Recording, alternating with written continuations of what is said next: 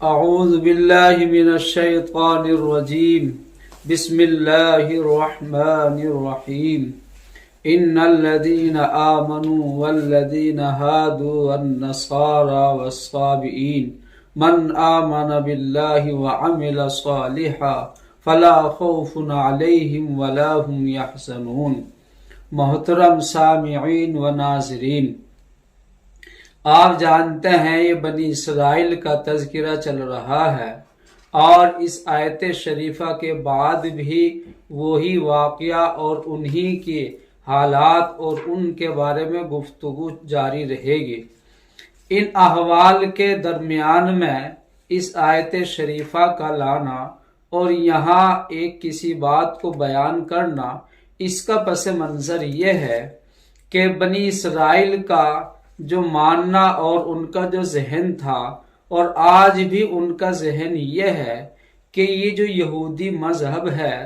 یہ ایک عام مذہب نہیں ہے، جیسے دین اسلام ایک مذہب ہے کہ جس کو کوئی بھی اختیار کر سکتا ہے اور کوئی بھی قبول کر کے مومن یا مسلمان بن سکتا ہے۔ لیکن یہودیوں کے بارے میں، یہودی اپنے مذہب کے سلسلے میں یہ معاملہ نہیں رکھتے، بلکہ ان کا ماننا یہ ہے کہ یہودیت ایک نسلی اور ایک خاندانی مذہب ہے، یعنی بنی اسرائیل کے اپنے جو افراد خاندان کے ہیں، تعلقات کے ہیں، نسلی ہیں، وہی صرف یہودیت اختیار کر سکتے ہیں اور وہ پیدائشی یہودی ہوتے ہیں۔ اور اگر اس نسل کے علاوہ کوئی دوسرا آدمی یہودیت کو اختیار بھی کر لے تو ان کے اپنے اعتبار سے اس شخص کو مذہب کے وہ حقوق اور مذہب کے تعلق سے وہ باتیں اور اصول اور دوسری چیزیں اس کو حاصل نہیں ہو سکتی جو نسلی اور خاندانی یہودی ہوتے ہیں۔ اللہ تبارک و تعالی نے اس آیت شریفہ میں یہ بات ارشاد فرمائی ہے کہ حق بات یہ ہے کہ جو اللہ تعالی پر ایمان رکھتا ہوگا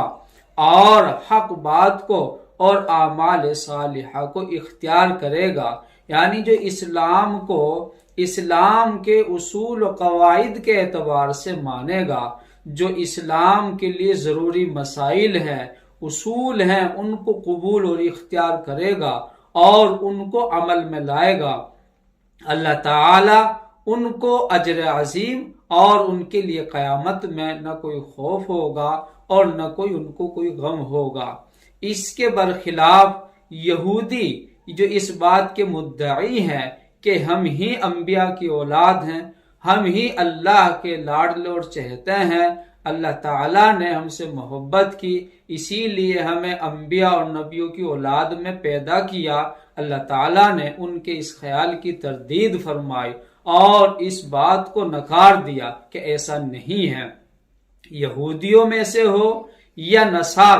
نصارہ حضرت عیسیٰ علیہ السلام کے ماننے والوں کو کہتے ہیں۔ کہا جاتا ہے کہ ناصر اس بستی کا نام تھا جس علاقے میں حضرت عیسیٰ علیہ السلام کی ولادت باسعادت ہوئی تھی، اس جگہ کی نسبت سے ان کو نصارہ یا نصرانی کہا جاتا ہے۔ قرآن کریم میں ان کو نصارہ بھی کہا گیا ہے، اہل کتاب بھی کہا گیا ہے۔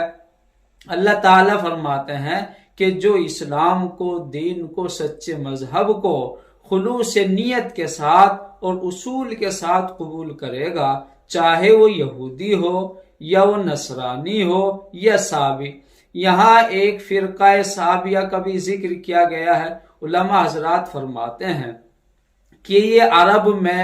کچھ ستاروں کو پوجنے والے ستارہ پرست قسم کے لوگ تھے، اور یہ بھی بعض انبیاء کی تعلیمات کو اپنائے ہوئے تھے، اور اس وقت عربوں میں ان کا بھی کچھ نشان و ثبوت پایا جاتا تھا، اس لیے اللہ تعالیٰ نے اس آیت کے ذیل میں ان کا بھی ذکر فرمایا ہے کہ چاہے یہودی ہو یا نصارہ ہو یا سابی ہو، جو اللہ کو اللہ کی طرح مانیں گے، جو کتاب اللہ کو کتاب اللہ کی طرح مانیں گے، جو رسول اللہ کو رسول اللہ کی طرح مانیں گے، سنت و شریعت اور قرآن و حدیث پر عمل کریں گے، اچھے اور سچے راستے کو اختیار کر کے اس کے مطابق زندگی گزاریں گے، ان کو اللہ کی رضا حاصل ہوگی اور وہ اللہ کے یہاں کامیاب اور بامراد ہوں گے، نہ انہیں کوئی غم ہوگا اور نہ انہیں کوئی خوف ہوگا۔ اللہ تعالی ہم سب کو بھی عمل کی توفیق عطا فرمائے۔ وآخر دعوانا الحمدللہ رب العالمین۔